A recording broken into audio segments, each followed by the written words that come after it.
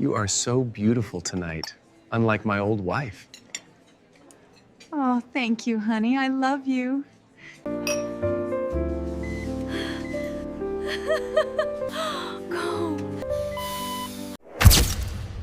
The champagne glass shattered. Then Charlotte hit the floor. And in that moment, everything changed. When Charlotte Hayes collapsed at a charity gala, doctors discovered the impossible. She was pregnant with triplets after 15 years of infertility, after being told she'd never conceive. 3 miracles, growing inside a body with a failing heart. The doctors gave her 6 months to live. The babies needed 8 months to survive. But that wasn't the worst part. While Charlotte fought for every breath, while she carried 3 lives inside her dying body, her billionaire husband was planning a future with someone else, a beautiful young woman who smiled at Charlotte's face, while counting down the days until she'd inherit everything. What that mistress didn't know? Charlotte was playing chess while everyone else played checkers. And a dying woman with nothing left to lose is the most dangerous opponent you'll ever face. This is the story of how a mother's love became a weapon, how trust documents became shields, and how DNA results became the ultimate revenge. Because Charlotte Hayes didn't just fight for her babies' lives. She fought for their future, their fortune, their freedom. And she won, even from the grave. Let me tell you how. The champagne glass shattered a full second before Charlotte hit the marble floor. The sound echoed through the ballroom, crystal exploding into 1,000 pieces. Then the heavy thud of her body, then screaming. So much screaming. Charlie had felt it coming. The way the room tilted sideways, the way the chandeliers above her started spinning like carnival lights, the way her heart stuttered once, twice, then seemed to forget how to beat it all. She remembered thinking, this is it. This is how I die, at a charity gala, in a $5,000 gown, surrounded by people who will cry at my funeral but can't remember my middle name. Then nothing but white noise and the taste of copper in her mouth. When she opened her eyes, she was on a gurney, paramedics shouting numbers that meant nothing to her, an oxygen mask pressed tight against her face, the ballroom ceiling tiles rushing past above her. Someone was holding her hand. Charlie, can you hear me? Nate, her husband. His face swam into focus above her. Handsome, concerned, his tie was loosened, his phone was in his other hand. I'm here, she tried to say, but the mask muffled everything. Don't talk, he said. Just breathe. We're getting you to the hospital. The ambulance ride was a blur of sirens and sharp turns. Charlie stared at the ceiling, counted the rivets in the metal, tried not to think about the way her heart was still beating wrong, like it was forgetting the rhythm. At the hospital, they wheeled her straight to the emergency room. Bright lights, cold air, nurses moving fast around her. Someone cut off her gown. She wanted to protest. $5,000, gone. Just like that. Dr. Rebecca Walsh appeared beside her. Charlie had known Rebecca for 15 years. They'd been friends since college. Rebecca had held her hand through every failed fertility treatment, every negative pregnancy test, every conversation about accepting that children weren't meant to be. Charlie, Rebecca said softly, I'm here. You're going to be okay. What happened? Charlie managed to ask. Your heart. It's the valve issue we've been monitoring, but we need to run some tests. They took her blood. They hooked her up to machines that beeped in different pitches. They wheeled in an ultrasound machine. Charlie watched it all happen like she was outside her own body, like this was happening to someone else. Nate stood in the corner, still holding his phone, still checking it every few seconds. Charlie noticed. She always noticed. Rebecca squirted the cold gel on her abdomen. Charlie flinched, the wand pressed against her skin. Rebecca stared at the screen. Her expression changed. Confusion, then shock, then something that looked like fear. Charlie, Rebecca said slowly, when was your last period? I don't know, 2 months ago, maybe 3. My cycle has always been irregular, you know that. Rebecca moved the wand, pressed harder, stared at the screen with that same shocked expression. What? Charlie asked. What is it? Rebecca turned the screen toward her. Charlie, you're pregnant. The room went silent. Even the machine seemed to stop beeping. That's not possible, Charlie said. You told me 5 years ago, after the last treatment failed. You said my eggs weren't viable. You said between the endometriosis and the heart condition, I would never conceive naturally. I know what I said, Rebecca replied quietly. But Charlie, you're pregnant, about 12 weeks. Charlie stared at the screen, at the small blob that didn't look like anything, at the flickering white light in the center. A heartbeat. There's more, Rebecca said. Her voice was strange, tight. More? Rebecca moved the wand again. You're not carrying one baby, Charlie. You're carrying three. The world tilted again, worse than before. Triplets, Charlie whispered. Triplets, Rebecca confirmed. Nate stepped forward. Wait, what? How is that even possible? I don't know, Rebecca said, but it's happening. Charlie couldn't stop staring at the screen. 3 separate sacks, 3 separate heartbeats, 3 impossible miracles. This is amazing, Nate said. He was smiling, actually smiling. Charlie, we're having babies. 3 babies, after all this time. Rebecca wasn't smiling. She turned off the ultrasound, pulled a chair close to Charlie's bed, took her hand. Charlie, I need you to listen to me very carefully. The way she said it made Charlie's blood run cold. Your heart condition, the valve stenosis, it's been manageable because of how carefully we've monitored it. But pregnancy puts enormous strain on the heart. Triplet pregnancy? Rebecca paused. Charlie, your heart won't be able to handle it. What do you mean? I mean carrying 3 babies to term could kill you. The room went silent again. This time it stayed silent. How long? Charlie asked. I don't know. 6 months, maybe less. The babies need at least 7 to 8 months in utero to have a good chance of survival. Your heart might not last that long. Charlie looked at Nate. He had gone pale. The phone in his hand buzzed. He glanced at it, just for a second, but she saw it. So what are you saying? Charlie asked. That I have to choose between my life and theirs? I'm saying we need to talk about options, about what this means, about what you want to do. I want my babies, Charlie said. The words came out hard, certain. I've wanted them for 15 years. I'm not giving up now. Charlie? No, I know what you're going to say, that it's too dangerous, that I need to think about myself, but I've thought about nothing but myself for 15 years. Every treatment, every procedure, every negative test. It's always been about me, about what I wanted, about my body failing me. She pressed her hand to her stomach, to the place where 3 impossible lives were growing. For once, it's not about me anymore. It's about them. Rebecca squeezed her hand. Okay, then we fight. We monitor you constantly. We do everything we can to keep you and the babies healthy for as long as possible. Thank you, Charlie whispered. Nate's phone buzzed again. This time he answered it. I have to take this, he said. He stepped out into the hallway. Rebecca watched him go. Her expression was unreadable. He's under a lot of stress, Charlie said. Work has been intense. I'm sure, Rebecca said, but she didn't sound sure at all. They admitted Charlie overnight for observation, gave her a private room, hooked her up to more machines. The baby's heartbeats filled the room. 3 distinct rhythms, slightly out of sync with each other, creating a sound like rain on a tin roof. Charlie lay in the dark and listened, pressed both hands to her stomach, tried to feel them, tried to believe they were real. This was everything she'd ever wanted, the one thing that had always been just out of reach. And now it was here, inside her, 3 tiny miracles performing their own tiny magic. And it was going to kill her. The door opened. Margaret, Charlie's mother, rushed in, still wearing her pajamas. She'd driven 3 hours from Arizona the moment Charlie called. Baby girl, Margaret said. She wrapped Charlie in a hug that smelled like lavender and home. Tell me everything. Charlie told her about the pregnancy, about the triplets, about the death sentence disguised as a miracle. Margaret cried, then stopped crying, then took Charlie's face in both hands. You listen to me. You're stronger than you think. You're my daughter, and Heirs women don't quit. I'm scared, Mom. Good. Fear means you're paying attention, but don't let it make your decisions for you. Nate came back an hour later. He'd been on the phone the entire time. Sorry, he said, crisis at work. You know how it is. Charlie knew. She'd always known. Work came first. It always had.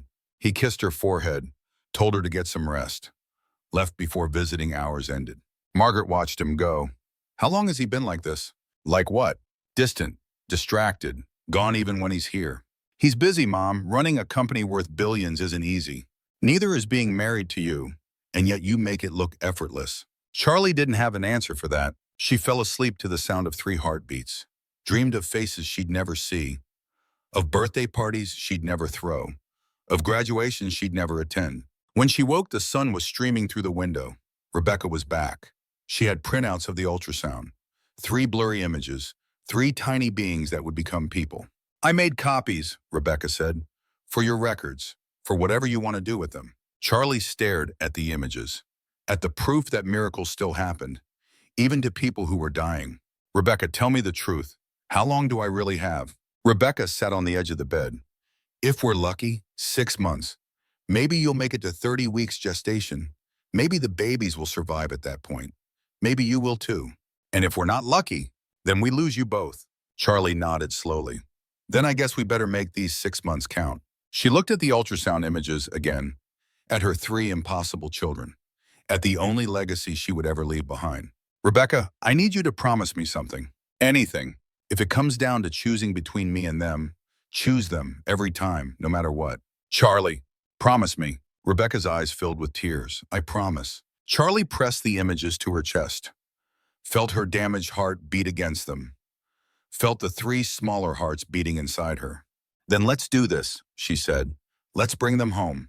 The house was too quiet when they came home. Charlie heard every sound, the click of the front door closing, the hum of the refrigerator, the ticking of the grandfather clock in the hallway. Each noise felt amplified, like her body was hyper-aware that time was running out. Nate set her overnight bag by the stairs. You should rest, he said. Doctor's orders. I've been resting for 2 days. And you'll keep resting. I'll work from home this week. Keep an eye on you. He said it like a promise, but his phone was already out, already pulling him away. Charlie walked slowly to the living room, sat carefully on the couch. The same couch where she'd cried after every negative pregnancy test. The same couch where she'd told Nate maybe they should look into adoption. The same couch where he'd said maybe they should just accept being childless. Now she was pregnant with 3 babies. And dying. The universe had a twisted sense of humor. Nate disappeared into his study. She heard him on a call, his voice rising, something about quarterly projections and investor confidence. The words blurred together. Charlie pulled out her phone, looked at the ultrasound photos Rebecca had sent her. 3 tiny beings, each one about the size of a plum, hearts already beating, brains already forming, lives already beginning. She pressed her hand to her stomach. Still flat, no sign of the chaos happening inside. Hi, she whispered. I'm your mom. I don't know if you can hear me yet, but I'm here, and I'm going to do everything I can to get you here safely. Her phone buzzed. Grace, her best friend since college. Oh my God, I just heard. Are you okay? Are you home? I'm coming over. You don't have to. Too late, already in the car. Grace arrived 20 minutes later, burst through the door like a hurricane, wrapped Charlie in a hug that was too tight and exactly right. Triplets, Grace said. You're having triplets. Do you know how insane that is? Do you know the odds? About 1 in 10,000 for natural conception, Charlie said. Rebecca told me. And you're really going through with it? Even with your heart? Even with my heart. Grace pulled back, studied her face. You're sure about this? I've never been more sure about anything. Okay then, what do you need? What can I do? Just be here when it gets bad. When I'm scared, just be here. Always, Grace promised. They sat together on the couch, looked at the ultrasound photos, made lists of baby names, talked about nursery themes, pretended for a moment that this was normal, that death wasn't waiting in the wings. Nate emerged from his study around noon, seemed surprised to see Grace there. Oh, hello, Grace. Nate? Her voice was cool. Grace had never quite warmed to him, said he was too polished, too perfect, too much like the tech bros she'd divorced her way out of a bad marriage from. I should get back to work, Nate said. Charlie, do you need anything? I'm fine. He nodded, disappeared back into the study, closed the door. Grace waited until she heard the click of the latch, then leaned close to Charlie. Is it just me, or is he acting weird? He's stressed. Finding out your wife is pregnant with triplets and might die tends to stress people out. No, it's more than that. He's been weird for months. You've noticed it too, I can tell. Charlie had noticed. Of course she had. The late nights, the weekend trips, the new cologne. The way he kept his phone face down now. The way he turned away when he answered calls. But she'd convinced herself it was nothing. Work, stress, normal marriage stuff. He's going through something, Charlie said. Men his age, the company just went through a major acquisition. He's under a lot of pressure. If you say so. Grace didn't sound convinced. They spent the afternoon together. Ordered takeout, watched old movies, pretended everything was fine.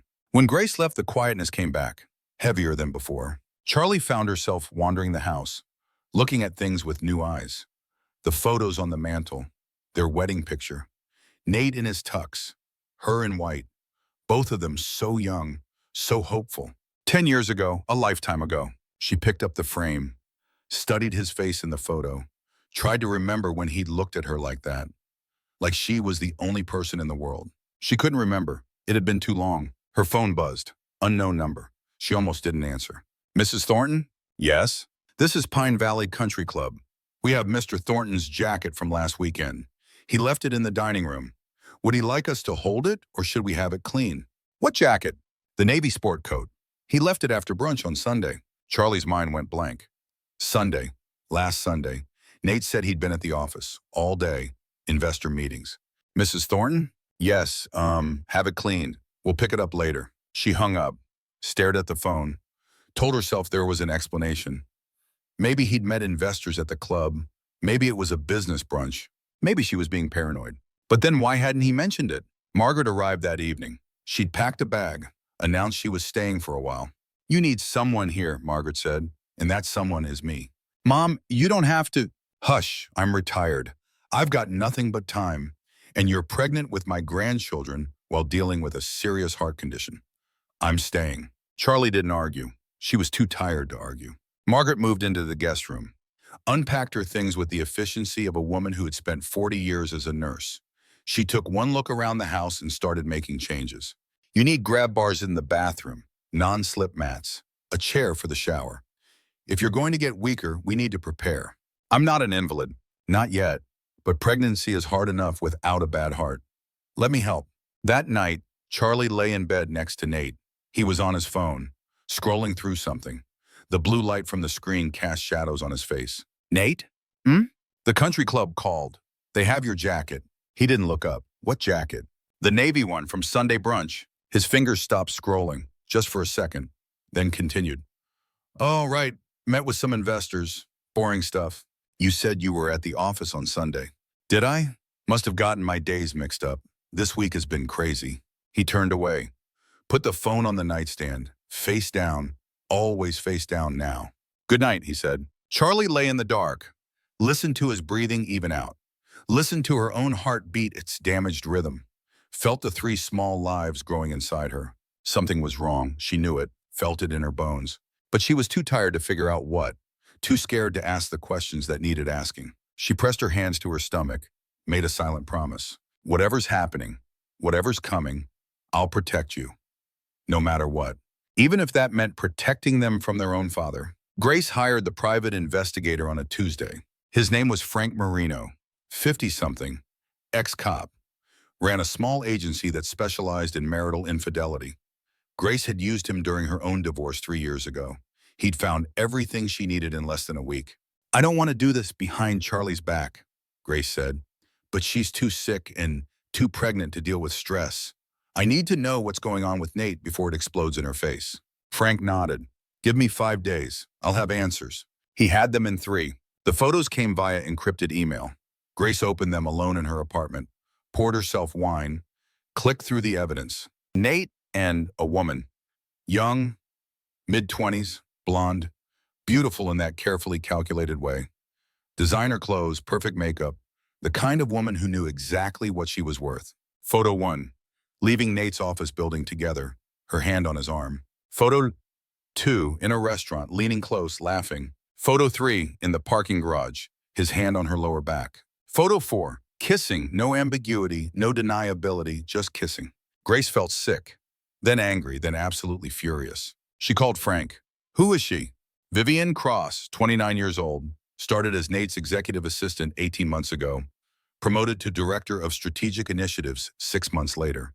They've been careful, but not careful enough.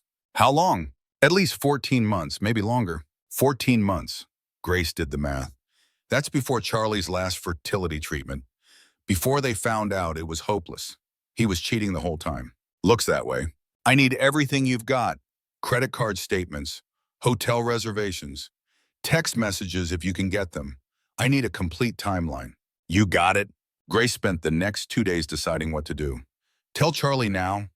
Wait, How do you tell your best friend that her husband is cheating while she's pregnant with triplets and dying? The universe made the decision for her. Charlie called. Her voice was strained. Can you come over? I need you. Grace arrived in 15 minutes. Found Charlie in the nursery, the room that was supposed to be a home office. The room they'd painted yellow because Charlie refused to find out the baby's genders. She wanted to be surprised. 3 cribs, 3 changing tables, 3 of everything. Ordered online, delivered yesterday. Charlie had been trying to assemble them alone. I can't do it, Charlie said. She was sitting on the floor, surrounded by instruction manuals and Allen wrenches. I'm too weak. Everything hurts. And Nate is at the office again. He's always at the office. Grace sat beside her. Where's Margaret? Doctor's appointment. Won't be back for an hour. Okay, then I'm helping. We'll figure this out. They worked together.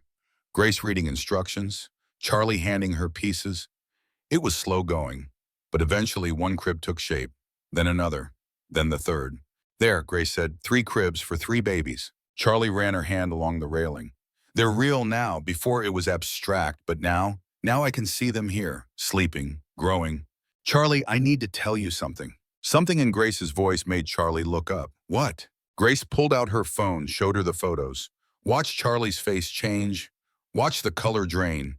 Watched hope die in real time. How long? Charlie's voice was barely a whisper. Frank says at least 14 months. 14, that means during the treatments, while I was taking hormones. While I was having procedures, while I was crying in the bathroom because my body kept failing. He was with her. I'm so sorry. Charlie stared at the photos, at the woman who looked nothing like her, who was everything she wasn't, young, healthy, not dying. Who is she? Vivian Cross, your husband's director of strategic initiatives, former executive assistant. I've met her 3 months ago at a company party. She was nice, professional. She brought me sparkling water because I wasn't drinking. Charlie laughed. It came out bitter. She was kind to me the whole time she was sleeping with my husband. She was kind. Grace took Charlie's hand. What do you want to do? I don't know. Confront him? Throw him out? Divorce him? You could. But then what? I'm dying, Grace. I've got maybe 6 months left. Maybe less. If I start a divorce now, it'll drag on for months. The stress could kill me faster. Kill the babies. Charlie pressed both hands to her stomach. She was 12 weeks now, starting to show a small bump, proof of life. I can't risk them, not for anything, not even for my pride. So what then? You just let him keep cheating? No, I get smart. I protect my babies. And then I make sure she gets exactly what she deserves. The way Charlie said it made Grace shiver. What are you thinking? I'm thinking I need to talk to Ethan Monroe. Ethan was the family attorney, old family friend. His kids and Charlie had gone to summer camp together. He was brilliant, ruthless when he needed to be, and loyal to Charlie's family above all else. Charlie called him that night. He came to the house the next morning, listened to everything, looked at the photos, made notes on his legal pad in neat block letters. You want to protect the children's inheritance, Ethan said. Make sure Nate can't give it to his mistress. Yes? Then we create an irrevocable trust. The children become the primary beneficiaries. Nate gets enough to live on, a salary for his work with the company, but the assets themselves protected, untouchable. Can we do that? We can do anything. The question is whether Nate will sign it. What if I tell him it's standard estate planning, that we need to protect the children in case anything happens to me? He might buy that, especially if he's not paying attention, which from what you've described, he's not.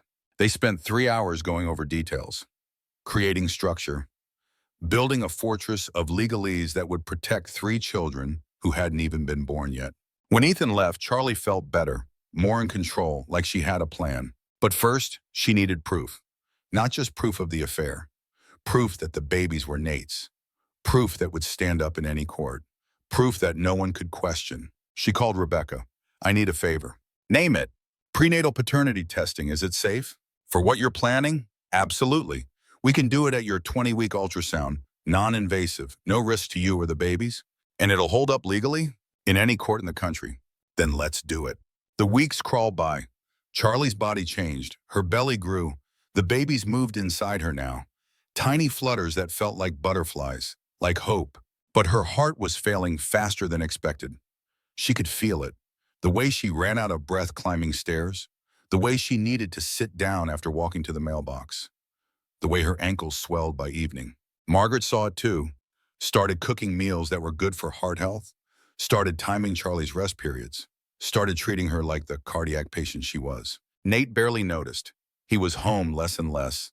Always an excuse, always a crisis, always something more important than his dying wife. But he was there for the 20-week ultrasound, held Charlie's hand, watched the screen as Rebecca measured 3 babies, checked 3 spines, counted 3 sets of fingers and toes. "They're perfect," Rebecca said. "All 3 developing exactly as they should." "Do you want to know the genders?" Nate asked. "No," Charlie said quickly. "I want to be surprised." Rebecca ran the paternity test without Nate knowing. Told him it was just routine blood work. He didn't question it. Didn't question anything these days. The results came back 2 days later. 99.9% probability. Nathaniel Thornton was the father, all 3 babies. No doubt, no question. Charlie filed the results with Ethan, added them to the growing stack of documents that would protect her children. And then she waited. Because this was a long game, and Charlie had always been good at the long game. She started documenting everything. Every late night, every suspicious phone call, every time Nate came home smelling like perfume that wasn't hers. She took photos of credit card statements, wrote down dates and times, created a timeline that would make Frank Marino proud. And she started planning. Not for revenge. Revenge required being alive to enjoy it. She was planning for protection, for justice, for making sure 3 innocent babies inherited what was rightfully theirs. Late one night, Charlie couldn't sleep. She walked through the dark house, ended up in the nursery. The crib stood ready, empty, waiting. She sat in the rocking chair Grace had bought her, pressed her hand to her growing belly, felt 3 babies move inside her, 3 separate lives, 3 separate futures. "I'm going to protect you," she whispered. "No matter what happens to me, no matter what your father does, you're going to be okay. You're going to have everything you need, I promise." Her phone buzzed.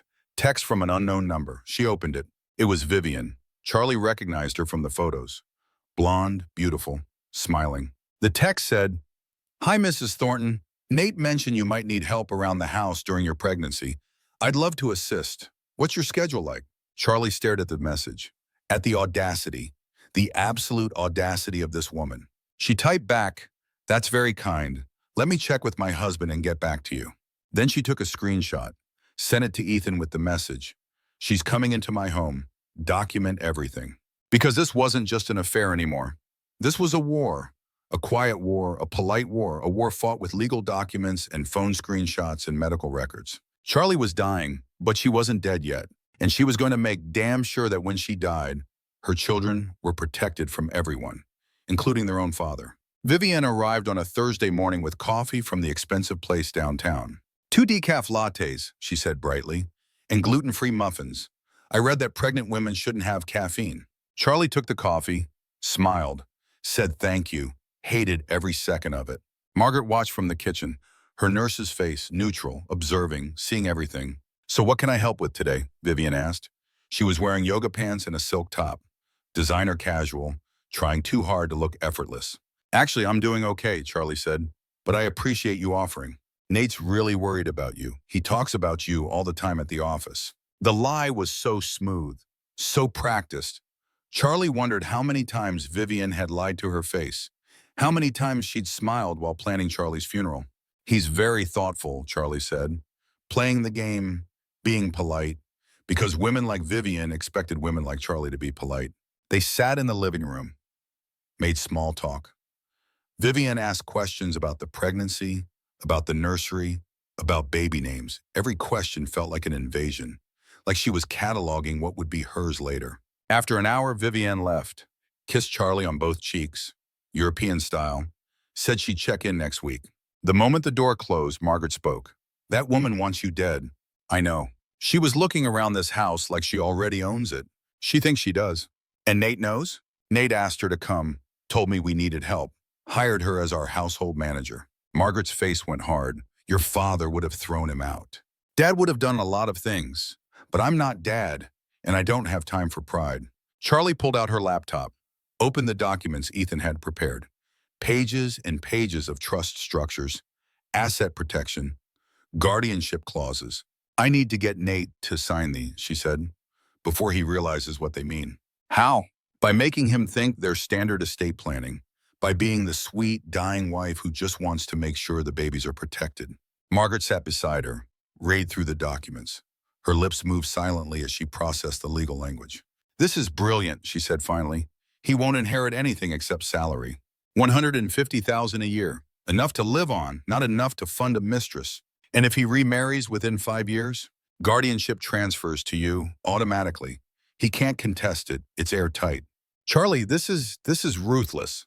I learned from the best. Charlie looked at her mother. You raised me to be smart, to think ahead, to protect myself. I'm just doing what you taught me.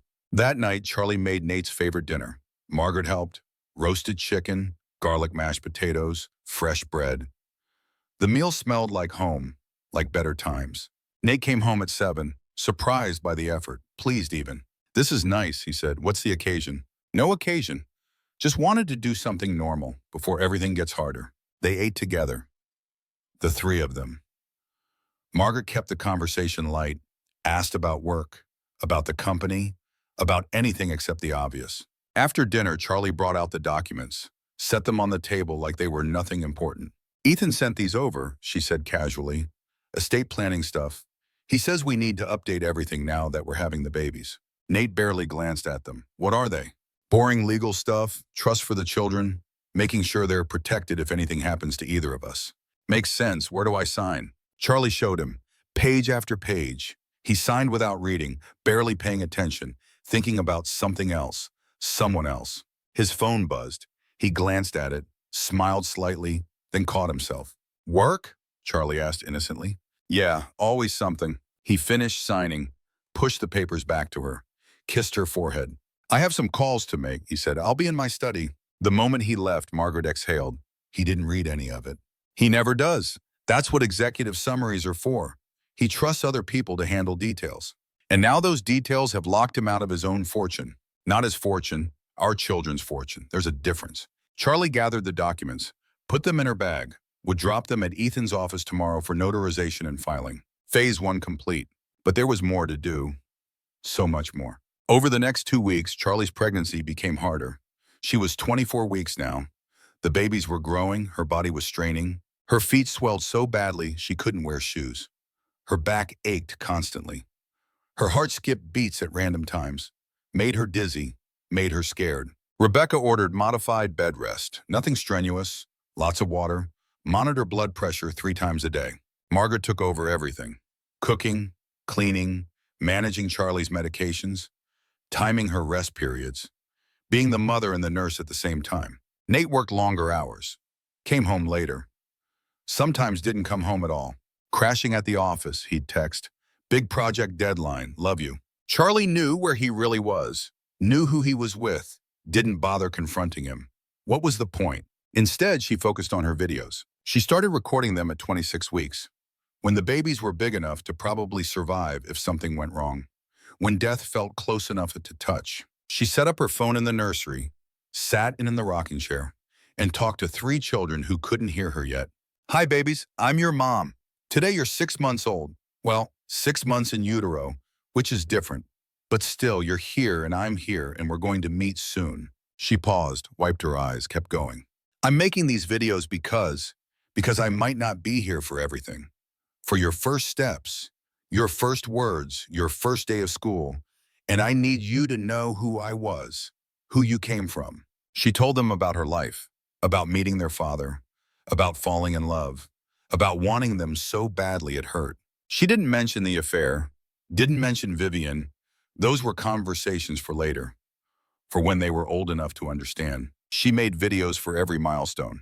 1st birthdays, 5th birthdays, 10th, graduation, wedding days. I hope you find someone who loves you the way you deserve to be loved, she said in the wedding video. Someone who shows up, who stays, who chooses you every single day. Don't settle for less than that. You're worth more. She made lists of things they should know. Her favorite books, her favorite songs, how she liked her coffee, what made her laugh. I ugly cried at every Disney movie, she recorded, even the happy ones. especially the happy ones. If you're anything like me, you will too. That's okay. Feel your feelings. They're yours. She recorded advice, life lessons, warnings. Be careful who you trust. Not everyone who smiles at you is your friend. Some people will smile while planning how to hurt you. Watch what people do, not what they say. Late at night, when she couldn't sleep, she'd play the videos back. Watch herself talking to 3 babies who might never remember her, might only know her through these recordings. It was the saddest thing she'd ever done, and the most important. At 27 weeks, everything changed. Charlie was in the kitchen, trying to make tea, reached for a mug, felt something warm between her legs. She looked down. Water. Clear water, running down her thighs, puddling on the floor. "Mom," she called, her voice surprisingly calm. "I think my water just broke." Margaret appeared, looked at the puddle. Her face went pale. "All of it?" "I don't know. I think so." Okay, we're going to the hospital. Right now. Can you walk?" "I think so." They got Charlie into the car. Margaret drove too fast, ran 2 red lights, didn't care. At the hospital, they rushed Charlie to labor and delivery. Dr. Rebecca was already there, already in scrubs, already preparing. 27 weeks, Rebecca said. "The babies need more time." "I know," Charlie gasped.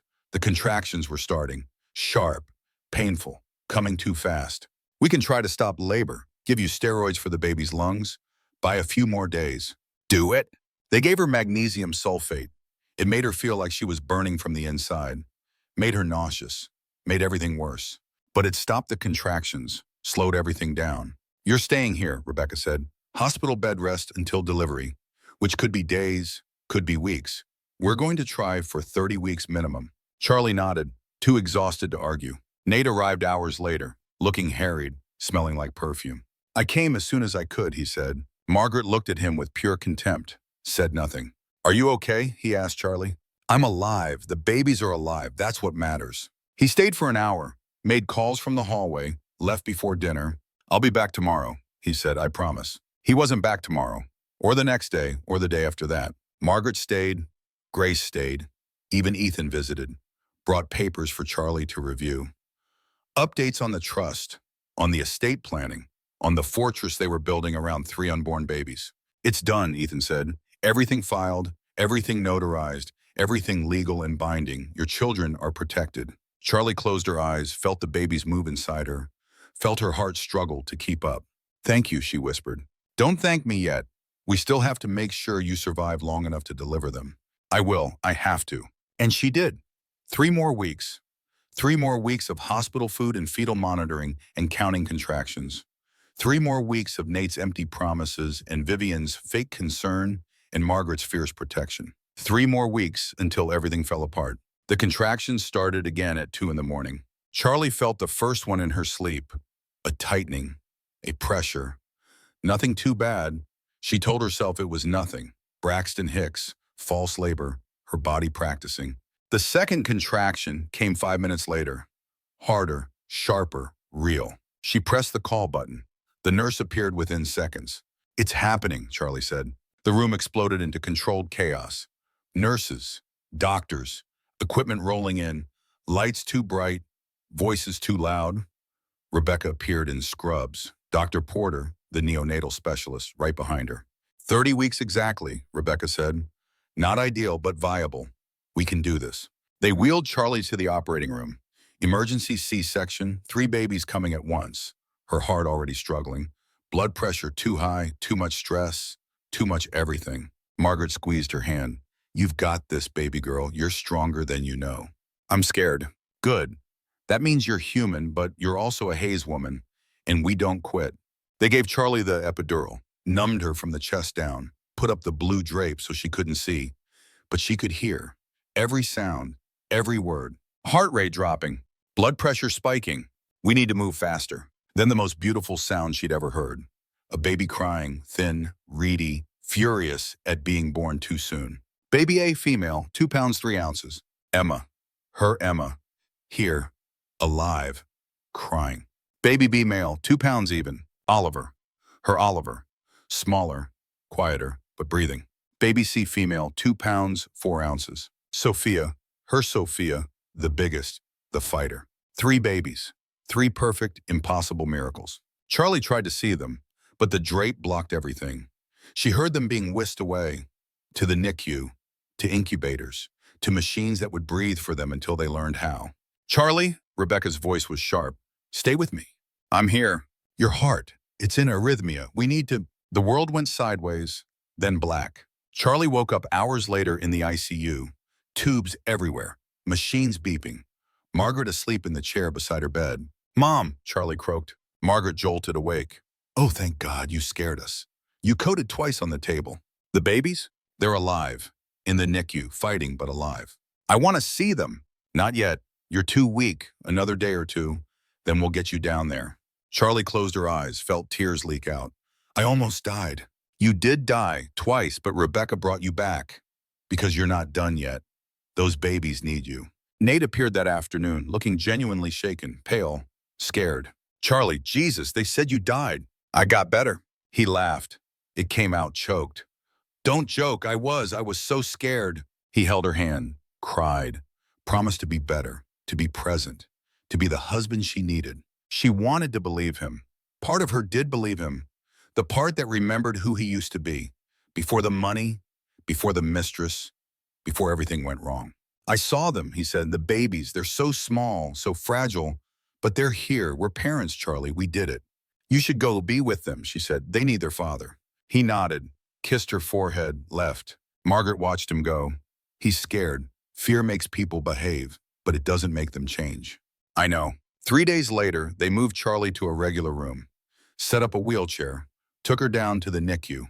The unit was quiet, dimly lit, full of tiny plastic boxes with tinier humans inside. Emma was in isolate 3, tubes in her nose, wires taped to her chest, eyes closed, but breathing on her own, strong, fighting. Oliver was in isolate 5, still on a ventilator, his little chest rising and falling with mechanical precision, smaller than his sister's, struggling more, but alive. Sophia was in isolate 7, doing best of all, already off the ventilator, just oxygen now, already gaining weight. The fighter Margaret had predicted she'd be. Charlie reached through the porthole, touched Emma's tiny hand.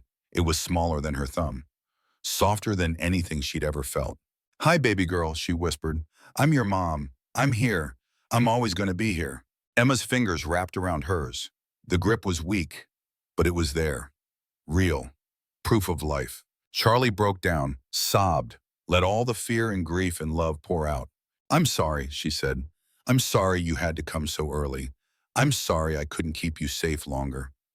But you're here now, and we're going to fight, all of us, together. She moved to Oliver's isolette. He looked so fragile, so breakable, like he might stop breathing if she looked away. You're my brave boy, she told him. You're going to be okay. I know it's hard right now, but you're a Thornton, and Thorntons don't quit. At Sophia's isolette, she found her littlest fighter awake, eyes open, looking around, seeing the world for the first time. Hello, my love. You're the strong one, aren't you? Taking care of your brother and sister? That's okay, but don't forget to rest. Let the nurses help. Let me help. She spent 3 hours there, moving between isolettes, talking to each baby, telling them stories, singing lullabies, being their mother in the only way she could. The NICU became her world. She spent every waking moment there, learned the routines, the feeding schedules, the medication times, memorized every wire and tube and machine. Margaret was always with her, learning too, taking notes, asking questions, preparing for when they could bring the babies home. Nate visited, but not as much as he should. Always an excuse, always a crisis, always something more important. Charlie noticed. Of course she noticed, but she was too tired to care. The babies took everything she had, every ounce of strength, every moment of focus. One night, 2 weeks after delivery, Charlie couldn't sleep. Her heart was acting up again, skipping beats, racing, then slowing too much. She went down to the NICU at 3 in the morning, found one of the nurses doing rounds. Can I stay? Charlie asked. Just for a little while. Stay as long as you want, honey. You're their mama. Charlie sat between the 3 isolettes, looked at her babies, her perfect, impossible miracles. I'm dying, she told him softly. You probably can't understand that, but I am, my heart. It's giving out. The doctors think I have weeks, maybe a month or 2. Emma moved slightly, stretched her tiny arms. But that's okay, because you're here. you're alive, and I've made sure you'll be protected, no matter what happens to me. She told them about the trust, about Margaret, about Grace, about all the people who would love them when she couldn't. Your father loves you, she said. I have to believe that. But he's lost right now. He's made mistakes, bad ones, but maybe someday he'll find his way back. Oliver's ventilator hissed, in, out, the most precious sound in the world. I'm recording videos for you, for all your birthdays, for your graduations, for your wedding days, so you'll know who I was, who I wanted to be. Sophia yawned, a tiny yawn, the most beautiful thing Charlie had ever seen. I wish I could stay. God, I wish I could stay. I want to see you grow up. I want to see who you become. I want to be at every birthday party, every school play, every moment. Her voice broke. Tears fell. But I can't, and I'm so sorry. I'm so sorry I'm leaving you. I'm sorry your mother is going to be a ghost, a voice on videos, a person you'll never really know. She wiped her eyes, took a shaky breath. But I want you to know this. I fought for you every single day, every single breath. I fought to bring you here, to give you life, to give you a chance. She looked at each baby, memorized their faces, committed every detail to memory. And I would do it again, 1,000 times, even knowing it would kill me. Because you're worth it. You're worth everything. A noise behind her. Charlie turned. Vivienne stood in the doorway, wearing a visitor badge, holding a coffee cup. Oh, I didn't know you'd be here. Charlie's blood ran cold. What are you doing here? Nate asked me to check on the babies. He's in meetings all night. He wanted someone from the family here. From the family, like she was already part of it. Charlie forced herself to stay calm. That's not necessary. I'm here. Of course. I just meant, you know, as support. Vivienne stepped closer, looked at the isolettes. They're so small. They're premature. That's why they're small. Do they even have a good chance? I mean, at this size. Something in her tone. Cold. Calculating. Like she was assessing odds. Like she was waiting for them to fail. Charlie felt rage rise. Hot. Dangerous. But she pushed it down. Smiled instead. They have an excellent chance. The doctors are very optimistic. That's good. That's good. Vivienne didn't sound like she thought it was good. Well, I should go. Let you have your time. She left. Her perfume lingered. Expensive. Cloying. Charlie sat very still. Processed what just happened.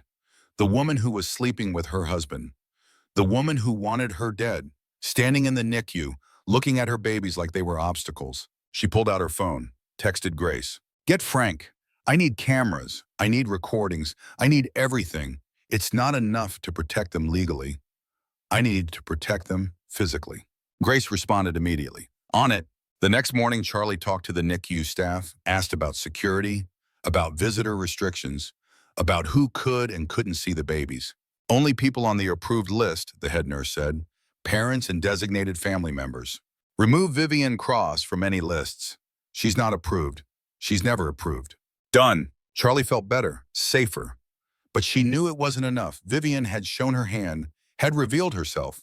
And now Charlie knew exactly what she was dealing with. Not just a mistress, a predator.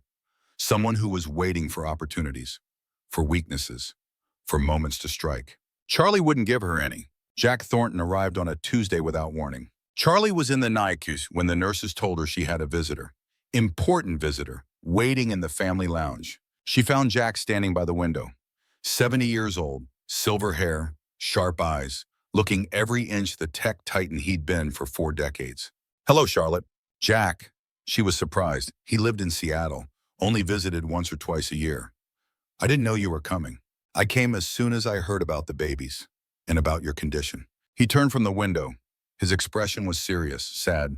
May I see them, my grandchildren? Charlie took him to the NICU, showed him Emma, Oliver, Sophia, watched as his face softened, as this hard man who'd built empires melted at the sight of 3 tiny babies. They're beautiful, he said quietly. They look like you. They look like everyone. That's what babies do. No, they have your chin, your nose. They're Hayes babies as much as Thornton babies.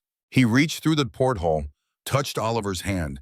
The baby's fingers curled reflexively. He's going to be okay, Jack said. They all are. They're fighters. Like their mother. They sat in the family lounge afterward.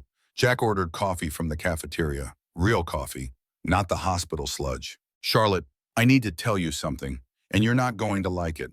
If it's about Nate and Vivian, I already know. Jack's eyebrows rose. You know? For 2 months now, Grace hired an investigator. And you haven't thrown him out? I'm dying, Jack. I don't have time for divorce proceedings. I need to focus on keeping myself alive long enough for the babies to survive. Jack nodded slowly. That's smart, pragmatic. Your father would be proud. I doubt that. He would, because you're not letting emotion cloud your judgment. You're thinking strategically. Jack set down his coffee, leaned forward. I've known about the affair for 6 months.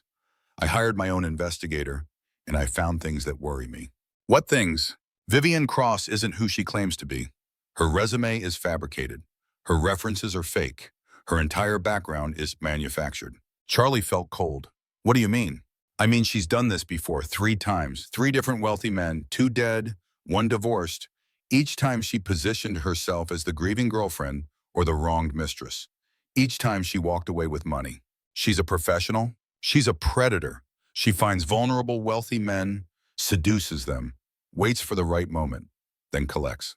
Does Nate know? I tried to tell him. Twice. He refused to listen. Said I was being controlling. Said I didn't understand. Said I was trying to ruin his happiness. Jack's voice was bitter, angry. My son has become someone I don't recognize. Someone who abandons his dying wife for a con artist. Someone who prioritizes his own comfort over his family's survival. He's always been weak, Charlie said quietly. I just didn't want to see it. He wasn't always. When he was young, he had principles, drive, integrity. But the money changed him. Success changed him. Or maybe it just revealed who he always was. They sat in silence for a moment. I'm changing my will, Jack said. Nate isn't inheriting the family estate. It's going to your children instead. All of it, the Seattle property, the investment portfolio, everything. Jack, you don't have to. Yes, I do, because those babies deserve better than what their father is giving them. And you deserve support, real support, not empty promises. He pulled out a folder, legal documents, already prepared. My attorneys have drawn up everything. The estate will be held in trust for Emma, Oliver, and Sophia. You're the trustee while you're alive. Margaret takes over after you. Nate has no access, no control, no say. Charlie looked at the papers, at this man who barely knew her, who was giving her children his entire legacy. Why are you doing this? Because family is supposed to protect family. And right now, you and those babies are the only family worth protecting. That afternoon, there was a hospital fundraiser, annual event, board members, major donors. Usually Charlie would skip it, but Jack suggested she go. Show them you're fighting, he said. Show them you're not giving up. So she went, put on makeup, a maternity dress that hid how sick she was, smiled, made small talk, pretended everything was fine. Nate was there, surprised to see her, concerned. Charlie, you should be resting. I'm fine. I wanted to support the hospital. They've been so good to us. Jack appeared beside them. The tension was immediate. Dad, I didn't know you were in town. I came to see my grandchildren and to have some conversations. The way he said it made Nate nervous. What conversations? About your priorities, your choices, your complete failure as a husband and father. People nearby turned, pretended not to listen while listening to everything. Dad, this isn't the place. You're right, there is no place. Because every place is the wrong place for you to be abandoning your dying wife. I'm not abandoning. She's in the hospital, fighting for her life, fighting for your children's lives. And where are you with your mistress? Planning your future like Charlotte is already dead. Nate's face went red. You don't know what you're talking about. Don't I? I have investigators too, Nathaniel. I know exactly what I'm talking about. And so does everyone in this room now. The fundraiser had gone silent. Everyone watching, everyone judging. Then the doors opened. Vivian walked in, stunning in a cocktail dress, completely oblivious to the situation. Nate, there you are. I've been looking for... She saw Charlie, saw Jack, saw the crowd watching. Her smile faltered. Oh, I didn't realize. I was just... Nate asked me to... Get out, Jack said. His voice was cold, hard, dangerous. Excuse me. You heard me. Get out of this hospital, away from my family, before I have you removed. You can't speak to me like that. I just did, and I'll do more. I'll destroy you, expose you, make sure everyone knows exactly what you are. A con artist, a predator, a woman who preys on vulnerable men and grieving families. Vivian looked at Nate, waiting for him to defend her, to protect her. He said nothing, just stood there, frozen. This is ridiculous, Vivian said, but her voice shook. Nate, tell them we. There is no we, Jack said. There's my son, who's made terrible choices. And there's you who took advantage of those choices. Those are two separate things. He turned to Nate. You have a decision to make. Your wife and children or this woman, choose. Dad, you can't just... I can, and I will. I'm cutting you off. Effective immediately. The family trust, the investment accounts, the Seattle properties. None of it is yours anymore. It's going to your children, to Emma, Oliver, and Sophia. They're the only Thorntons who deserve the family legacy. Nate looked like he'd been slapped. You can't do that. I already did. Papers filed this morning. My attorneys are very efficient. The crowd was loving this. The drama, the scandal, the public breakdown of one of Seattle's most powerful families. Charlie stood quietly, watched it happen, felt nothing. She was too tired to feel anything except relief. Relief that someone was fighting for her. Relief that someone saw the truth. Relief that she wasn't alone. Vivian left first, stormed out, her heels clicking against the marble floor, the sound echoing like gunshots. Nate followed shortly after. Didn't look at Charlie, didn't say goodbye, just left. Jack turned to the crowd, smiled, the smile of a man who just won. Thank you all for your support of the hospital, he said pleasantly.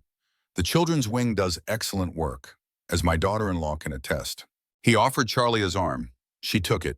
Let him lead her back to the elevator, back to the NICU, back to the only thing that mattered.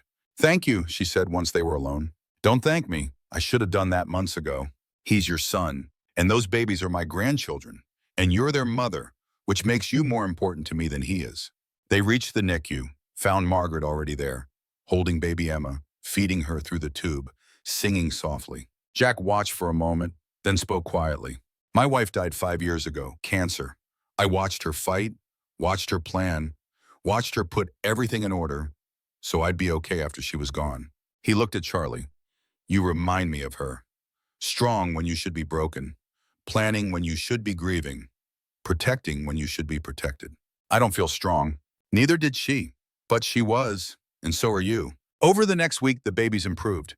Emma came off all support, breathing room air, gaining weight, getting stronger. Sophia was already pushing 3 pounds, eating well, sleeping well. The success story. Oliver struggled more, still needed oxygen, still needed feeding support, but he was stable, fighting, surviving. Charlie's heart was failing faster. She knew it. Rebecca knew it. Margaret knew it. They didn't talk about it, just worked around it, adjusted medications, shortened visits, made sure Charlie rested between rounds. But time was running out. They all felt it, the clock ticking down, the sand running through the hourglass. Charlie needed to finish what she'd started before it was too late. The babies came home at 8 weeks old, Emma first, then Sophia 2 days later, Oliver 3 days after that. Each departure from the NICU felt like a miracle and a terror at the same time. Margaret transformed the house, 3 bassinets in the master bedroom, bottles everywhere, diapers stacked in every room. The house smelled like baby powder and formula and exhaustion. They hired 3 baby nurses, around-the-clock coverage, because Charlie was too weak to handle triplets alone, because her heart gave out more every day, because she was dying and everyone knew it. Nate moved out. He said it was temporary, said he needed space, said the stress was too much. Margaret watched him pack his things, her face stone cold. You're a coward. You don't understand. I understand perfectly.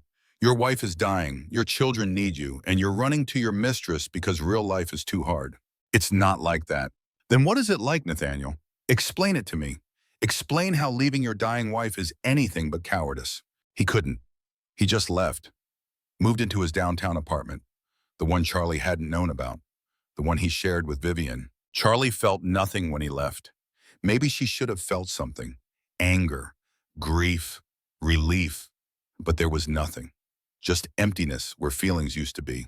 She had more important things to focus on, like staying alive long enough to finish her videos, like making sure her children knew who she was before she was gone. She set up her phone on a tripod in the nursery, recorded for hours every day. Sometimes Grace helped, held the camera steady, asked questions, made sure everything was captured. Today, you're 2 months old, Charlie said to the camera, to her children watching sometime in the future. You came home this week, all three of you, and you're perfect. Emma, you're my observer. You watch everything with these serious eyes.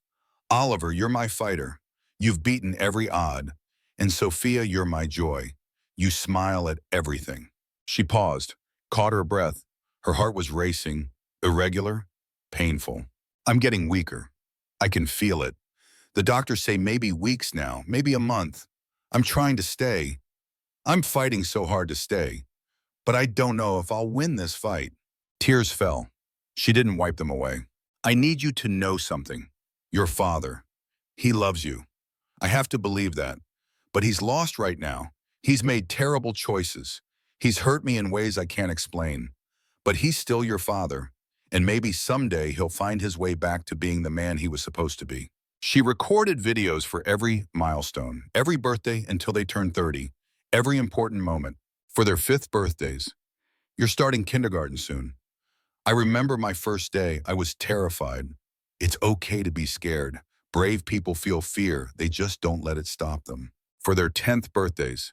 You're double digits now, growing up so fast. I hope you're kind to each other. I hope you protect each other. Being siblings means having built-in best friends. Don't waste that. For their 16th birthdays. You're probably thinking about dating now. Maybe you've already started.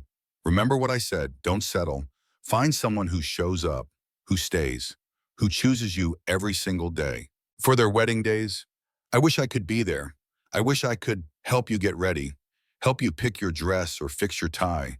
But I'm here in spirit, and I'm so proud of you. You found someone who loves you right. That's all any parent wants. She recorded practical advice. How to make her spaghetti sauce, how to fix a leaky faucet, how to change a tire. All the things a mother should teach her children but wouldn't get the chance. She recorded emotional advice, how to handle heartbreak, how to deal with loss, how to forgive, how to let go. Some people will hurt you, she said, sometimes on purpose, sometimes by accident.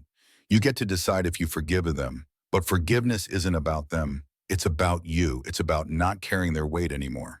She made one video that she marked for age 21 only, gave strict instructions to Rebecca, told her exactly when to show it. In that video, she told them everything about the affair, about Vivian, about the trust, about why she made the choices she made. I know this is hard to hear. I know you'll have questions, but I need you to understand. I didn't do this out of revenge.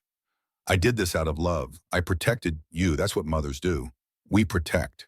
The recording sessions exhausted her, left her breathless, dizzy, but she kept doing them because this was all she had left.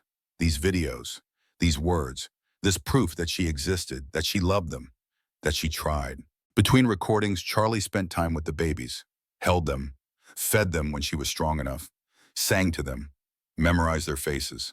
Emma had her eyes, Oliver had Nate's chin, Sophia had Margaret's smile. They were perfect combinations of everyone who loved them. Late one night, Charlie couldn't sleep. She sat in the nursery, watched 3 babies sleeping in their bassinets, 3 tiny miracles breathing softly in the darkness. Margaret appeared in the doorway. Can't sleep? Too much to think about. Margaret sat beside her. They watched the babies together. Listened to them breathe. I'm scared, Mom. I know. Not of dying, I've made peace with that. But I'm scared they won't remember me. I'm scared I'll just be videos, stories, a ghost. They'll know you through these videos, through the people who loved you, through the choices you made. Legacy isn't about being remembered. It's about the impact you leave behind. Did I do enough? You did everything. You gave them life. You protected them. You built a fortress around them that nothing can breach.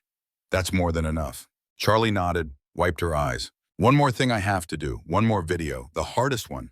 What is it? Goodbye. I need to record goodbye, just in case, just so they know, so they understand. The next day, Grace came over, set up the camera, held Charlie's hand while she recorded.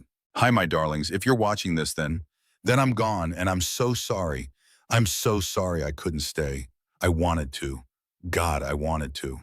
Her voice broke. She took a breath, continued. But I need you to know something. I fought. I fought so hard. I fought to bring you here. I fought to see you breathe. I fought to hold you. And I'd fight again, 1,000 times.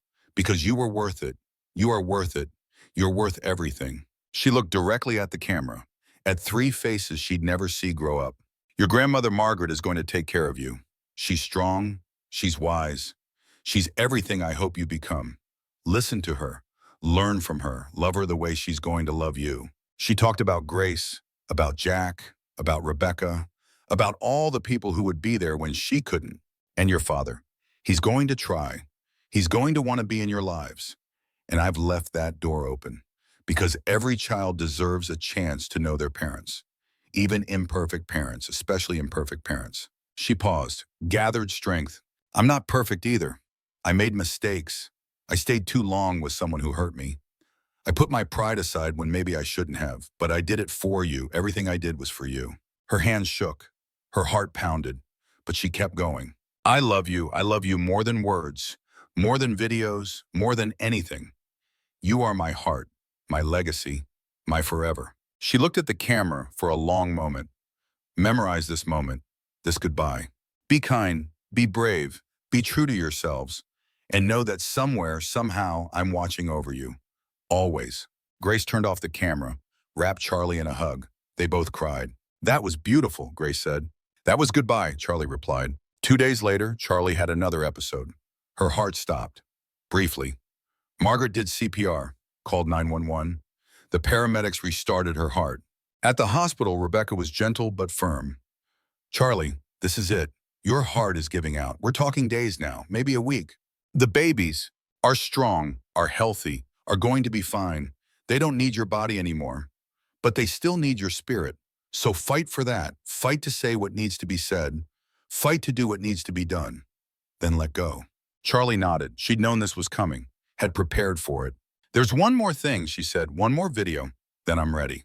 She recorded it that night, alone. No camera crew, no audience, just her and her phone and her last words. She talked to Nate, said things she couldn't say to his face about love, about betrayal, about forgiveness, about hope. I loved you, she said. I really did. And maybe part of me still does. But you broke something. You broke us, and I don't have time to fix it. So I'm letting it stay broken. She told him about the trust, about the guardianship clause, about the fortress she'd built. I'm not doing this to punish you. I'm doing this to protect them. If you want to be their father, really be their father, then you can. The choice is yours, but you can't bring her into their lives. You can't let that woman near my children. That's my line, my boundary. Respect it or lose them. Your choice. She turned off the camera, sent the video to Ethan with instructions. Play this after I'm gone. At the reading of the will, make sure Nate hears every word. Then she went home, held her babies, said silent goodbyes. A week later, Charlotte Hayes died, peacefully, in her sleep, with Margaret beside her, with 3 babies in bassinets nearby, with videos recorded and trusts established and love given freely. She was 36 years old. She'd been a mother for 3 months. It wasn't enough time. It was never going to be enough time. But it was the time she had, and she'd used every second of it to protect the 3 lives she'd brought into the world. That was her legacy. Not revenge, not bitterness, but protection, love, sacrifice. Charlotte Hayes died, but her fight was just beginning. They held Charlie's funeral on a Thursday, perfect autumn day, blue sky, gentle breeze, the kind of day Charlie had always loved. The church was packed. Friends, family, colleagues from the hospital board, people whose lives Charlie had touched in ways big and small. Nate sat in the front row, black suit, red eyes, looking every inch the devastated widower. Vivian stayed away. PR team advised against showing up. Too soon, too controversial. Margaret sat beside Nate, holding 3 babies. Emma on her left, Oliver in her lap, Sophia on her right. 3 small beings who would never remember their mother, who would only know her through stories and videos and love passed down. The service was beautiful. People spoke about Charlie, about her kindness, her strength, her determination, how she'd fought until the very end, how she'd loved fiercely, how she'd protected what mattered most. Grace gave the eulogy, barely made it through without breaking down. Charlie was my best friend, my sister in every way that mattered. She taught me what real strength looks like. Not the kind that refuses to bend, but the kind that bends and never breaks. She looked at the 3 babies, at Margaret holding them. She fought for you every single day, every single breath. She fought to bring you here. And now it's our job to make sure you know that, to make sure you understand how much you were loved, how much you still are loved. Nate spoke too, his voice shaking. Charlie was. She was everything. And I failed her, I know that. I'll spend the rest of my life knowing that. But I promise I'll do better by our children. I'll be the father she wanted me to be. Empty words, hollow promises. Margaret's expression said it all. She didn't believe him. Neither did anyone else. After the funeral, everyone gathered at the Thornton house. Food, drinks, people sharing memories. Crying, laughing, grieving. Vivian called Nate 3 times during the reception. He ignored the first 2 calls, answered the third. Not now, he said quietly. When then? It's been over a week. I need to see you. We need to talk about what happens next. What happens next is I bury my wife. What happens after that? I don't know. I haven't thought that far ahead. Well, think, because we have plans. Remember? We had plans. Nate hung up, looked around at the mourners, at his children being passed from person to person, at his mother-in-law watching him with cold judgment. 2 days later, Ethan Monroe called, asked Nate to come to his office, said it was time to review Charlie's will, handle the estate, deal with legal matters. Nate arrived at 9 in the morning, found the conference room full. Margaret, Grace, Jack, Dr. Rebecca Walsh, Ethan, and 3 attorneys Nate didn't recognize. What's all this? Nate asked. Your wife's final wishes, Ethan said. Please sit. Nate sat, felt suddenly uncomfortable, like he was on trial. Ethan opened a folder, began reading. The language was dense, legal, but the meaning became clear quickly. All assets placed in irrevocable trust for Emma, Oliver, and Sophia. Board of trustees including Margaret, Grace, Jack, Rebecca, and 3 independent financial advisors. Nate received CEO salary only. $150,000 annually, no access to principal, no control over investments, no say in how money was spent. Wait, Nate said, what? That can't be right. It's absolutely right. Your wife created this trust 3 months before she died. You signed the documents yourself. They're completely legal and binding. But I didn't. I didn't know what I was signing. That's not the court's problem. You signed without reading. That's your failure, not hers. Nate looked at Jack, at the man who'd been his father, who was now looking at him like a stranger. You knew about this? I encouraged it, Jack said coldly. Charlotte was protecting your children from your choices. I support that completely. This is insane. That's almost $2 billion. And I get what? $150,000 a year. That's more than most people make, Margaret said, her voice hard. You should be grateful. Grateful for being cut out of my own fortune? It's not your fortune, Ethan said. It's your children's fortune. There's a difference. He pulled out another document. There's more. Guardianship clause.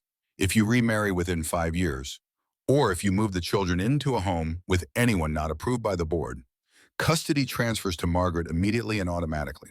The room went silent. She can't do that, Nate said. She can't take my children. She already did.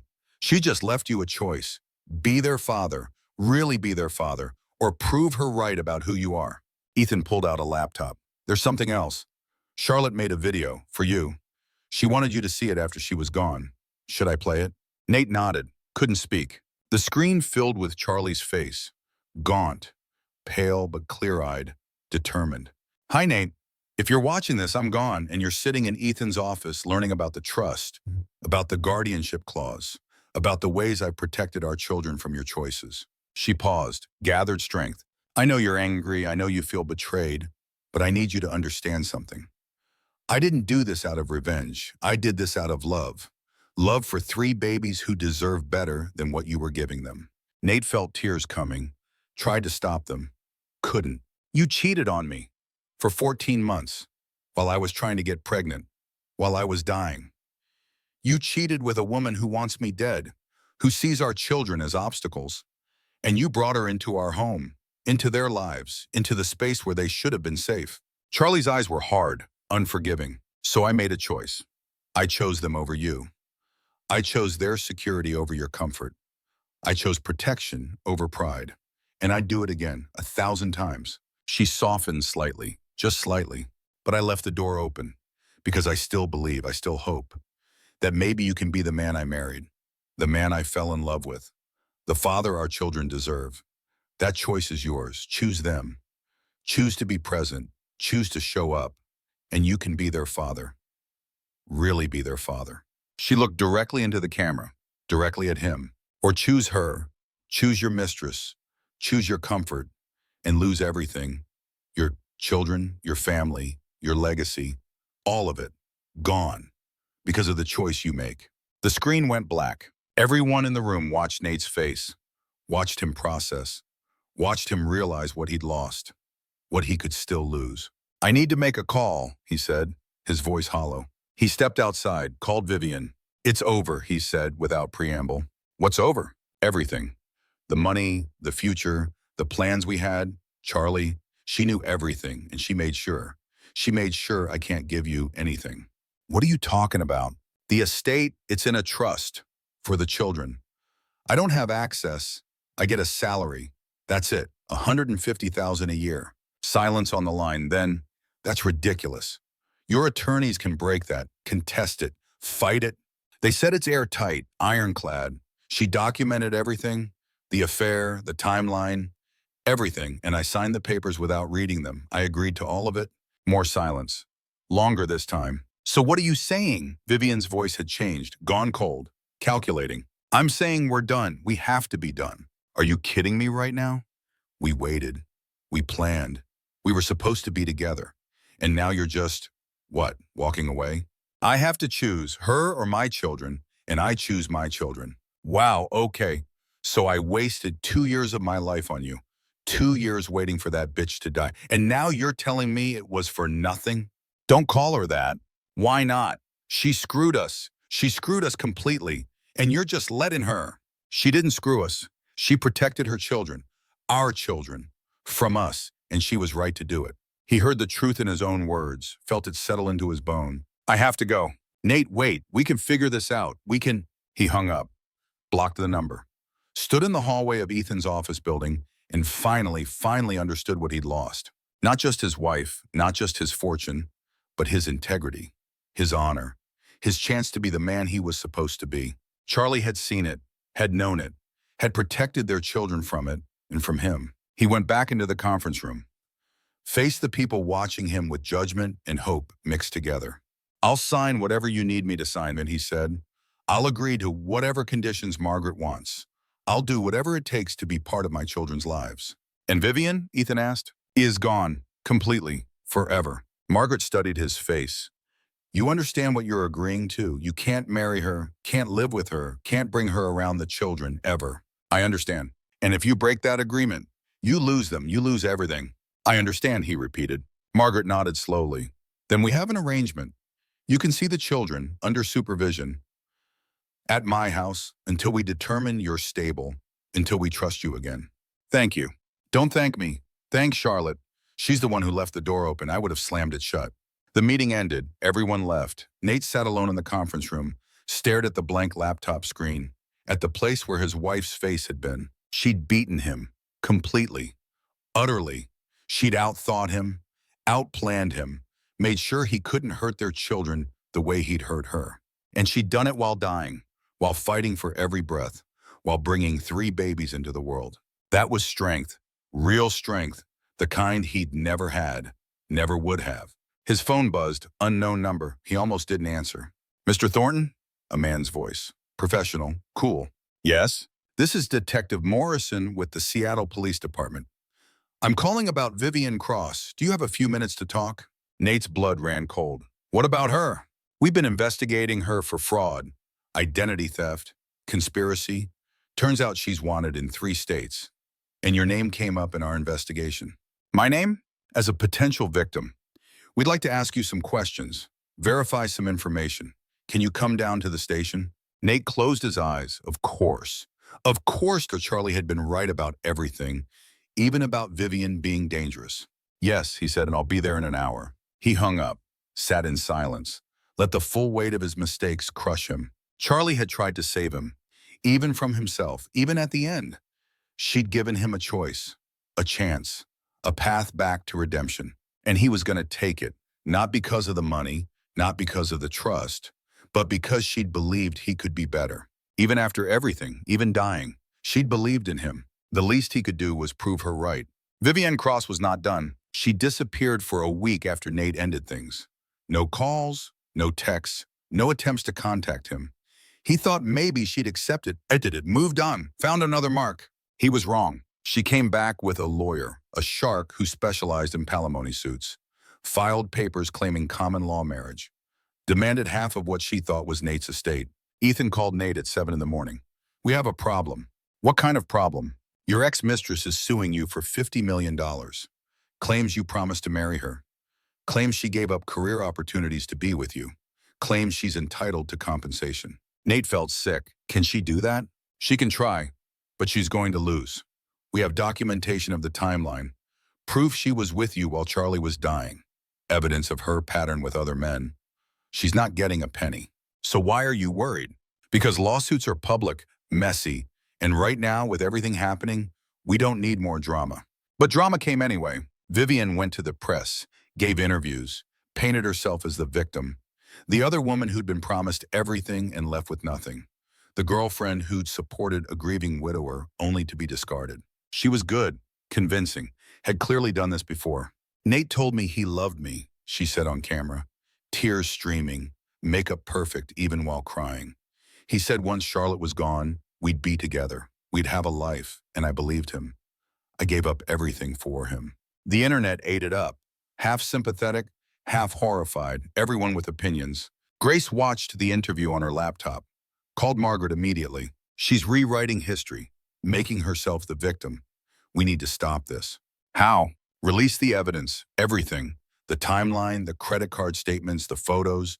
Show everyone exactly who she is. And risk dragging Charlie's name through the mud? Making her death about a scandal? Charlie wouldn't care about her name. She'd care about protecting those babies from that woman. And this is how we do it." Margaret agreed, called Ethan, gave authorization to release everything. Within 24 hours, the narrative shifted. Security footage from the hospital, Vivienne in the NICU, asking about survival rates, looking at the babies like they were obstacles. Phone records showing she'd called Nate 14 times the day of Charlie's funeral. Text messages where she pressured him to get this over with so they could finally start their life together. Background checks revealing her real name, her real history, 3 previous relationships with wealthy men, 2 ended in convenient deaths, 1 in a divorce settlement. The internet turned on her. Fast, brutal, unforgiving. Vivienne fought back, did more interviews, claimed the evidence was fabricated, that Jack Thornton was manipulating everything to protect his son. But then the Seattle police went public, held a press conference, announced they'd arrested Vivienne Cross, charged her with fraud, identity theft, multiple counts. Ms. Cross has been running a sophisticated con operation for 5 years, Detective Morrison said. She targets wealthy men, particularly those going through difficult times. She ingratiates herself, makes herself indispensable, then positions herself to inherit or collect when circumstances change. He pulled up photos. "We've identified 5 victims, 2 deceased, 1 missing, 2 divorced. Nathaniel Thornton was her 6th target." The press exploded. Questions shouted. Cameras flashing. This was the story of the year. Tech billionaire, dying wife, con artist mistress. It had everything. Nate watched the press conference from Margaret's house, holding Oliver. The baby was 5 months old now, getting stronger every day. He looked up at Nate with serious eyes, Charlie's eyes. "Your mom knew," Nate said softly. "She knew exactly what Vivienne was, and she tried to tell me, tried to protect us, but I wouldn't listen." Oliver made a small sound, not quite a coo, not quite a cry, just acknowledgement. "I'm sorry," Nate continued. "I'm sorry I wasn't the father you deserved, but I'm going to try. I'm really going to try." Margaret appeared in the doorway. "The babies need to eat. Are you staying for dinner? If that's okay?" "It's always okay. You're their father. This is your family, as long as you remember that." "I do. I won't forget again." Over the next few weeks, Vivienne's trial dominated the news. Evidence piled up. Witnesses testified. The prosecution built an airtight case. Nate was called to testify. Told the truth. All of it. About the affair, about the lies, about how he'd abandoned his dying wife for a woman who was using him. "I thought I was having a relationship," he said on the stand, "but I was being played. manipulated. She knew exactly what to say, what to do, how to make me feel like I mattered, when really I was just a mark, a target. The defense attorney tried to make him look sympathetic to Vivian. You initiated the relationship, though, didn't you, Mr. Thornton? I did. You pursued her? Yes. So she didn't seduce you. You were a willing participant in the affair. I was willing, but I wasn't informed. If I'd known who she really was, what she really wanted, I never would have. I never would have risked my family for her. But you did risk your family. You did abandon your dying wife. Those were your choices, Mr. Thornton, not Miss Cross's. You're absolutely right, and I'll spend the rest of my life living with that. But my wife, Charlotte, she saw what I couldn't see. She knew what Vivian was, and she protected our children from both of us, from Vivian's lies and from my weakness. The courtroom was silent. I'm testifying not because I want sympathy, but because other men need to know. Vivian Cross is dangerous. She's a predator. And if my testimony helps convict her, if it helps protect someone else from what she did to my family, then maybe something good can come from this nightmare. The jury deliberated for 3 hours, found Vivian guilty on all counts. The judge sentenced her to 15 years in prison. As they led her away, Vivian looked at Nate. No more tears, no more victim act, just cold hatred. You were supposed to be easy, she said, a lonely rich man with a dying wife. But she ruined everything. Even dead, she beat me. She beat both of us, Nate replied. The difference is, I'm grateful for it. After the trial, Nate moved into a modest apartment, not the penthouse he'd shared with Vivian, not the house he'd shared with Charlie. Something new, smaller, honest. He lived on his $150,000 a year salary, discovered it was more than enough, discovered he didn't need much. Just time with his children, just a chance to be better. He saw them 3 times a week, at Margaret's house, under supervision at first, then gradually more freedom, more trust. He learned their routines. Emma liked to be held a certain way. Oliver needed extra patience with feeding. Sophia laughed at everything, just like Charlie had. He read them the books Charlie had loved, sang them the songs she'd sung, kept her memory alive not through grand gestures, but through small daily acts of remembering. One night, Margaret handed him a USB drive. Charlie made this, for you. She said to give it to you after everything settled. Nate took it home, plugged it in, found one video file. Charlie's face filled the screen. This video was different from the others. Softer, sadder. Hi, Nate. If Margaret gave you this, it means you chose right. You chose the babies. And I'm grateful for that. They deserve a father. Even an imperfect father. Especially an imperfect father. She smiled, small, tired. I know you're angry. I know you feel betrayed. But I need you to understand everything I did, the trust, the guardianship clause, all of it, I did it because I love them and because I loved you. Even after everything, I loved who you were, who you could be. A tear rolled down her cheek. You broke my heart, Nate, you really did. But you also gave me 3 perfect children, 3 miracles, 3 reasons to fight when everything in me wanted to quit. And for that, for them, I'll always be grateful. She looked directly at the camera, directly at him. Be the father they deserve. Be present, be honest, be kind. Show them what good men look like, what real love looks like. Don't let them grow up thinking relationships are supposed to hurt. That love is supposed to be hard. Show them it can be good. It can be right. It can be what it's supposed to be. She paused, took a shaky breath. I forgive you. I need you to know that. I forgive you. Not because you deserve it, but because holding on to anger would poison the time I have left. And I need that time, all of it, for them. Another pause, longer. Take care of them. Love them. Be better. And maybe someday you'll forgive yourself too. The video ended. Nate sat in the dark. Let the tears come. Let himself feel everything he'd been avoiding. The guilt, the grief, the crushing weight of his failures. But also hope. Small, fragile, but there. Charlie had forgiven him, had believed he could be better, had left him a path forward. The least he could do was walk it. 1 year after Charlotte Hayes died, her children celebrated their first birthday. Margaret hosted at her house, the house she'd moved into permanently, the house that was now home to 3 one-year-olds who ruled everything with sticky hands and loud voices. The living room was decorated with balloons, banners, 3 high chairs set up for 3 smash cakes, yellow, because Charlie had wanted to be surprised by their genders, because yellow meant sunshine, hope, new beginnings. Grace arrived first with her 2 kids. They'd been asking about baby Emma and baby Oliver and baby Sophia for weeks, brought presents wrapped in shiny paper, brought energy and chaos and love. Dr. Rebecca came with her husband, brought medical humor about how miraculous it was that 3 preemies were now thriving 1-year-olds, how Charlie would be so proud of how strong they were. Jack flew in from Seattle, brought outrageously expensive gifts that 1-year-olds couldn't appreciate yet, but would someday, when they were old enough to understand that their grandfather had chosen them over his own son. And that choice meant everything. Ethan brought legal updates. The trust was performing beautifully. The children would never want for anything. Charlie's planning had been perfect, airtight, exactly what she'd intended. And Nate arrived at noon, carrying 3 small wrap boxes, nervous, hopeful, still earning his place but earning it steadily. Margaret met him at the door, studied his face. "You look better." "I feel better. Therapy helps, being honest helps, showing up helps." "Good, the babies have been asking for you." "They can't talk yet."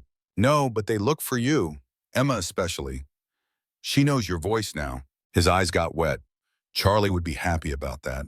Charlie would be happy about a lot of things. Come on, everyone's waiting. The party was loud, chaotic, perfect. 3 babies trying to figure out cake, getting more on their faces than in their mouths, laughing, smearing frosting everywhere, being beautifully, messily 1-year-old. Emma smashed her cake methodically, piece by piece, studied each handful before eating it, curious, thoughtful, just like Charlie had been. Oliver needed help, was overwhelmed by the texture, the messiness, but with Nate's encouragement, he tried, smiled, got frosting in his hair. Sophia dove in face first, no hesitation, pure joy. Made everyone laugh, made everyone remember that happiness was still possible even after tragedy. After cake, after presents, after the chaos settled, Margaret gathered everyone in the living room. Charlotte made videos, she said, for every milestone. And today, their first birthday, she made one for today. She pulled out her laptop, queued up the video, hit play. Charlie's face filled the screen, thin, pale, but smiling, really smiling. "Hello, my darlings. Today you are 1-year-old, and I'm missing your party, but I was there for the party that mattered most, your arrival. Let me tell you about the day you were born." She told the story. The emergency C-section, coding twice, fighting to survive long enough to see them take their first breaths, hearing 3 cries, knowing they were alive. "You were so small, so fragile. Oliver, you were 2 pounds exactly, the smallest. But you fought so hard. Emma, you were 2 pounds, 3 ounces, serious from the beginning, studying everything with wise eyes. And Sophia, you were 2 pounds, 4 ounces, the biggest, the loudest. You came out screaming and you never stopped. I love that about you." Everyone in the room was crying, even Jack, even Ethan, even Nate, who'd heard stories but never Charlie's voice telling them. "I want you to know something," Charlie continued. "I fought for you. I fought to stay pregnant, to give you more time. I fought through the C-section, through my heart stopping, through everything, because you were worth fighting for. You are worth fighting for, always." She looked at the camera, at 3 children who were watching 1 year later, who would watch this video many times over the years, who would hear their mother's voice, even though they'd never remember it from real life. "You're surrounded by people who love you. Your grandmother, Margaret, your Auntie Grace, your grandfather, Jack, Dr. Rebecca, who helped bring you here, and your father." She paused. "Your father loves you. He's made mistakes, big ones, but he's trying. And that's what matters. Not perfection, but effort. Not never falling down, but getting back up. Give him that chance. Give him grace. Let him show you who he can be." She smiled, that beautiful smile that Sophia had inherited. "I love you more than words can say, more than videos can capture. You are my heart, my legacy, my forever. Happy first birthday, my darlings. Make it a good one." The video ended. No one spoke for a long moment.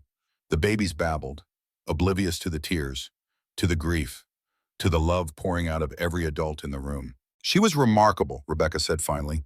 "Absolutely remarkable." "She was my daughter," Margaret said, pride and pain mixed in her voice. And she taught me more about strength in her last 6 months than I learned in 64 years before that. Grace wiped her eyes. She turned a death sentence into a love letter. That's, that's what mothers do. They transform tragedy into protection. Jack nodded. Those children will never want for anything. Not just money, but love, support, people who remember their mother and keep her alive for them. Nate stood, walked to the window, looked out at the yard where someday 3 children would play, would grow, would become people. Margaret joined him. You okay? I don't deserve this, any of this, the chance to know them, to be part of their lives, after what I did. No, you don't deserve it, but Charlie gave it to you anyway. That's grace, Nate. That's love. The question isn't whether you deserve it. The question is what you're going to do with it. I'm going to be better. Every day. I'm going to show up. Be present. Be the father she believed I could be. Then that's enough. That's all any of us can do. Be better than we were yesterday. They stood together, watched 3 babies playing with their new toys, watched Grace helping Emma stack blocks, watched Rebecca holding Oliver, watched Jack making Sophia laugh. She won, Nate said quietly. Charlie won. She protected them, made sure they'd be okay, made sure they'd be loved, even after she was gone. That's what mothers do, Margaret said. We make sure someone remembers to cut the crusts off the sandwiches long after we're gone. Charlie just did it on a bigger scale. As the afternoon faded into evening, as guests started leaving, as 3 tired babies were put down for naps, Margaret found the second USB drive, the one Charlie had marked for the babies age 5. She'd made videos for every year, every milestone, a breadcrumb trail of love leading from birth to adulthood. Proof that even death couldn't erase a mother's love. Margaret held the USB drive, thought about 4 more years, about 2 more birthday parties, about 3 children getting old enough to understand that the woman in the videos was their mother, was someone who'd love them more than life itself. We'll get them there, Grace said, reading her thoughts.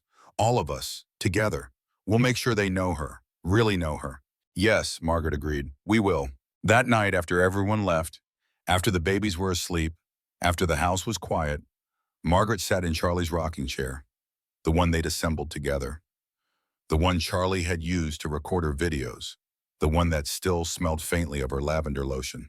She thought about her daughter, about the girl who'd been scared of thunderstorms but loved rain, who'd ugly cried at Disney movies, who'd wanted children so badly she'd traded her life for theirs. You did good, baby girl, Margaret whispered into the darkness. They're safe. They're loved.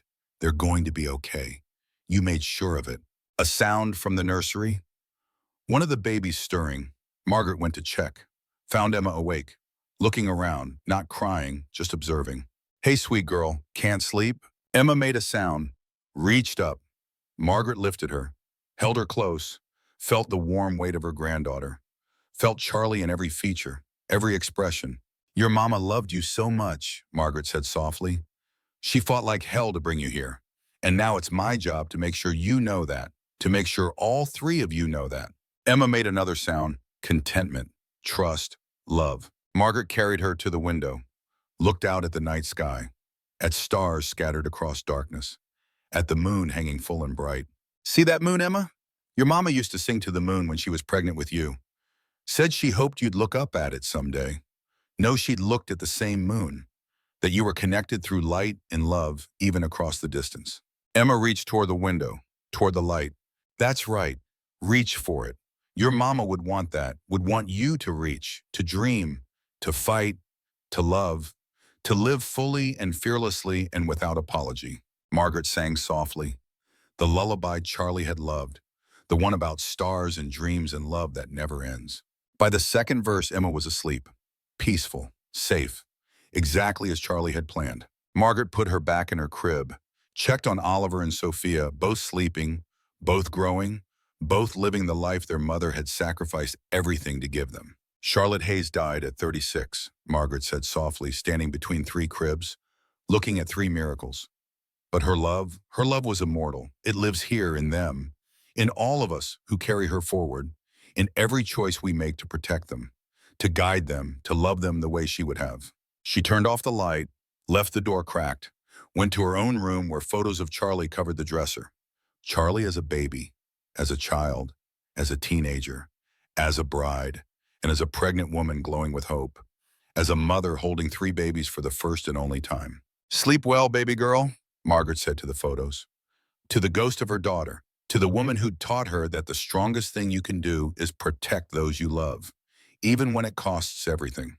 Your babies are safe, your legacy is secure, and tomorrow we'll wake up and do it all again.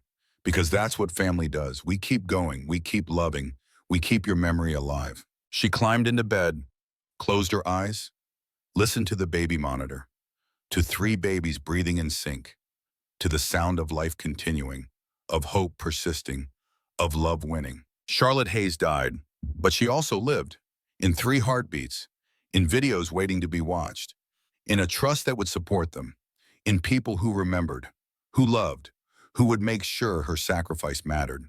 That was victory, not revenge, not bitterness, but protection, love, legacy. Charlotte Hayes died, but her fight was won, and 3 babies slept peacefully, surrounded by people who would make sure they knew, make sure they understood.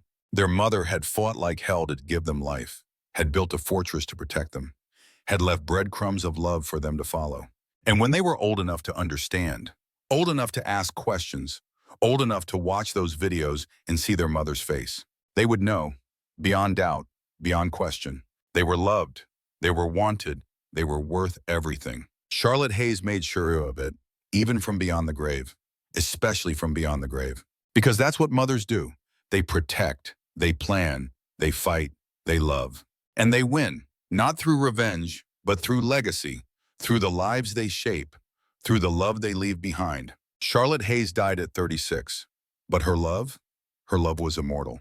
And 3 babies grew, thrived, became people who would carry her forward, who would tell their own children someday about the mother who gave everything, who sacrificed it all, who turned a death sentence into the ultimate love letter. That was Charlotte's victory.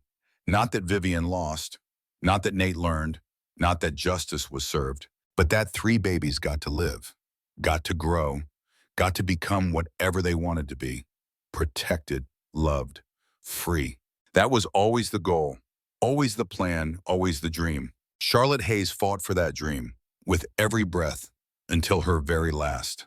And the dream lived on in 3 heartbeats, in 3 souls, in 3 lives that proved love was stronger than death. Always had been, always would be. Charlotte Hayes proved that a mother's love doesn't end with death. It transforms, it protects, it wins. If this story moved you, if Charlotte's courage inspired you, or if you believe mothers who fight deserve to be remembered, show some love by hitting that like button. Drop a comment telling me what you thought about Charlotte's strategy. Was she brilliant? Ruthless? Both? Share this story with someone who needs to hear it, someone who's fighting their own battles, someone who needs to know that even in our darkest moments, we can still protect what matters most. And subscribe to this channel for more incredible, true stories of ordinary people doing extraordinary things. Because these stories, they need to be told and remembered and celebrated. Charlotte Hayes died at 36, but through this story, through you listening and sharing, she lives on. Her fight continues. Her love remains immortal. Thank you for being here. Thank you for listening. And remember, the strongest thing you can do is protect those you love, even when it costs everything. See you in the next story.